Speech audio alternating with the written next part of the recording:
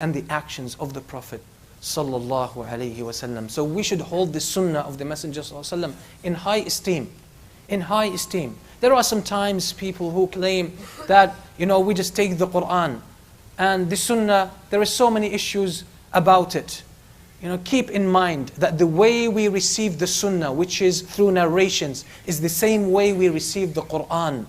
The same way exactly. It was handed down from the companions to the tabi'een, to tabi'een, until our generation today. And this is the way the hadith and the statements of the Prophet ﷺ were handed down to us. So if anyone doubts the authenticity and the reliability of the hadith of the Prophet ﷺ, they are automatically, if they want to be consistent, they have to doubt the reliability of the Quran. So anyone who says we take the Quran, we don't take the hadith, be sure these people don't know what they're talking about when it comes to Islam. They don't know what they're talking about.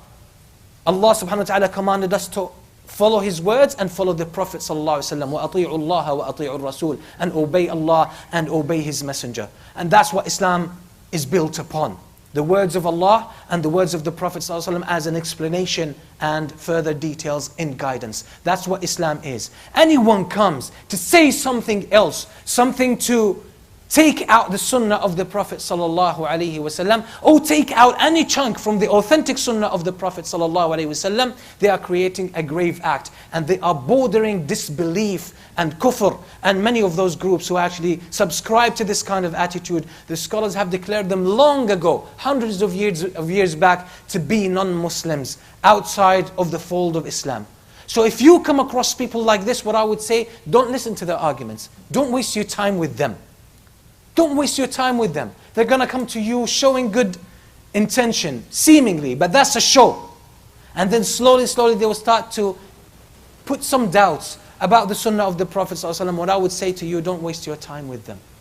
Sometimes they come with philosophical, points. Sometimes they come with historic points. Sometimes they come with technical points which they don't understand, and they don't have nothing to they have nothing, no foundations. They have nothing substantial there to offer. It's just things that they have picked up from here and there. Someone who has some nice speech, sweet tongue, and they say something, so they pick up this attitude, then they start spreading it without any knowledge. And by doing this, they are fighting against Allah. They wage a war against the deen of Allah subhanahu wa ta'ala, and their account will be with Allah subhanahu wa ta'ala. And this is not something new, by the way. In the early history of Islam, a lot of such groups appeared and they died. But every now and then they're going to come up and they will die, and they will have no significance in the history of Islam or the progress of the Muslim Ummah. So we ask Allah subhanahu wa ta'ala to keep us upon the guidance of His book and the sunnah of His Prophet Muhammad sallallahu alaihi wasallam. And don't forget, these days and every day, to always make dua for your Muslim brothers and sisters everywhere.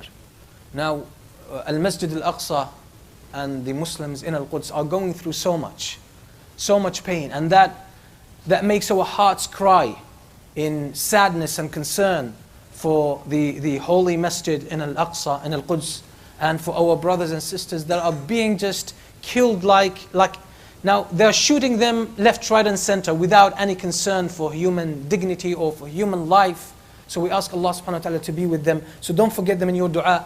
And don't forget Muslims all over the world, because if we were to name every Muslim country that is going through such circumstances, the list will be so long.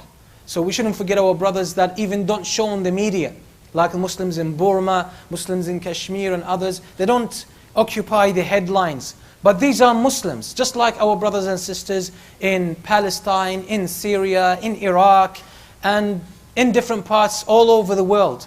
There are Muslims being as well targeted in Nigeria. They don't make the headlines.